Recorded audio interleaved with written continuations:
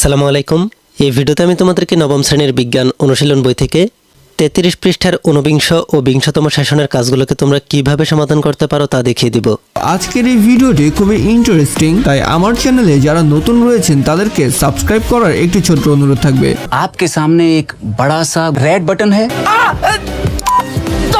আর আমার চ্যানেলের already subscriber যারা রয়েছেন তারা অনেকেই এভাবে ভিডিও দেখে চুপি চুপি পালিয়ে যান, তাই ভিডিওটিতে লাইক করে যাওয়ার একটি ছোট্ট অনুরোধ থাকবে।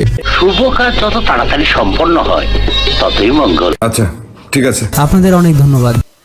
এই সেশনগুলোতে তোমাদেরকে বলা হয়েছে অষ্টম শ্রেণীতে তোমরা বিভিন্ন রাসায়নিক বিক্রিয়া সম্পর্কে জেনে এসেছো। এখন একটি পদার্থ আরেকটি পদার্থের সাথে কেন যুক্ত হয়, কোনো মৌল কোনো মৌলের সাথে মিলে যৌগ গঠন করবে তা কিসের উপর নির্ভর করে, এই বিষয়গুলো বুঝতে অনুসন্ধানী পাঠ বই থেকে বিভিন্ন ধরনের রাসায়নিক বন্ধন অংশটুকুকে পড়ে নাও। আয়নিক, সমযোজী ও ধাতব বন্ধন কোন ক্ষেত্রে কোনটি ঘটে, কিভাবে ঘটে তা পরে বন্ধুদের সাথে আলোচনা করো।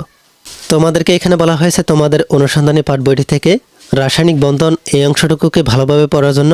এরপরে বলা হয়েছে এই রাসায়নিক বন্ধন থেকে আয়নিক, সমযোজী ও ধাতব বন্ধনের ক্ষেত্রে কোনটি ঘটে, কিভাবে ঘটে তা বন্ধুদের সাথে আলোচনা করতে।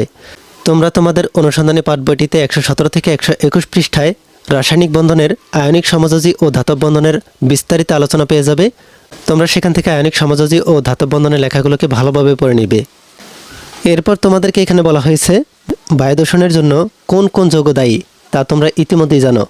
এখন এই যৌগসমূহে কোনটিতে কোন ধরনের বন্ধন সে বিষয়ে দলে আলোচনা করে সিদ্ধান্ত নাও। তোমাদের সিদ্ধান্তের পেছনের যুক্তিসমূহ উল্লেখ করতে ভুলো না।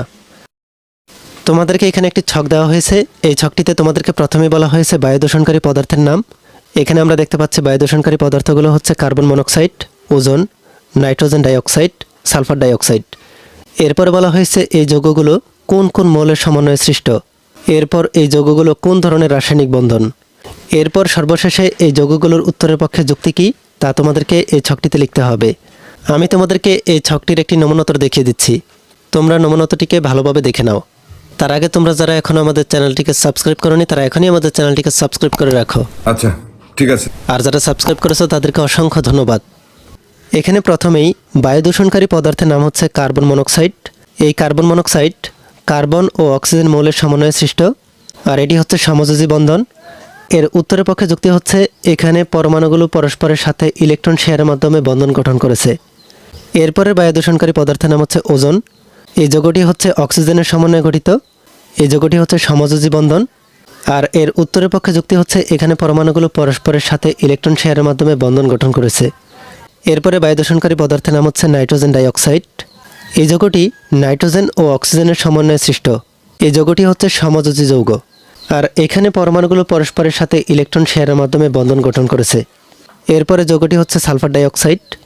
এই যৌগটি সালফার ও অক্সিজেনের সমন্বয়ে সৃষ্ট, এটি হচ্ছে সমযোজী বন্ধন। আর এখানে পরমাণুগুলো পরস্পরের সাথে ইলেকট্রন শেয়ারের মাধ্যমে বন্ধন গঠন করেছে। এরপর এই ছকটির নিচে বলা হয়েছে উদাহরণের মাধ্যমে সবার ধারণা তৈরি করতে সাহায্য করো। যেসব ক্ষেত্রে অনুশীলন বইয়ে নির্ধারিত কাজ দেওয়া আছে সেগুলো করো। শিক্ষার্থীদের সকলের ধারণা তৈরি হবার জন্য প্রয়োজনে মুক্ত আলোচনা করো। আয়নিক আর সমযোজী বন্ধন সম্পর্কে জানতে গিয়ে ধাতব বন্ধন সম্পর্কেও তো জেনেছ।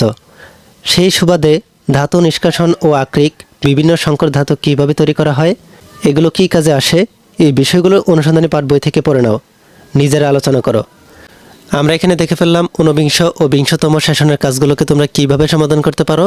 এই ভিডিওতে এই পর্যন্তই। পরবর্তী ভিডিওতে আমি তোমাদেরকে এই অধ্যায়ের বাকি কাজগুলোকে তোমরা কিভাবে সমাধান করতে পারো তা দেখিয়ে দিব। এই ভিডিওটি তোমাদের কাছে ভালো লাগলে ভিডিও সম্পর্কে কমেন্ট করে জানাতে পারো। আর পরবর্তী সকল ভিডিওগুলো পাওয়ার জন্য আমাদের এই চ্যানেলটিকে এখনই সাবস্ক্রাইব করে রাখো। আচ্ছা ঠিক আছে। Bye bye Tata.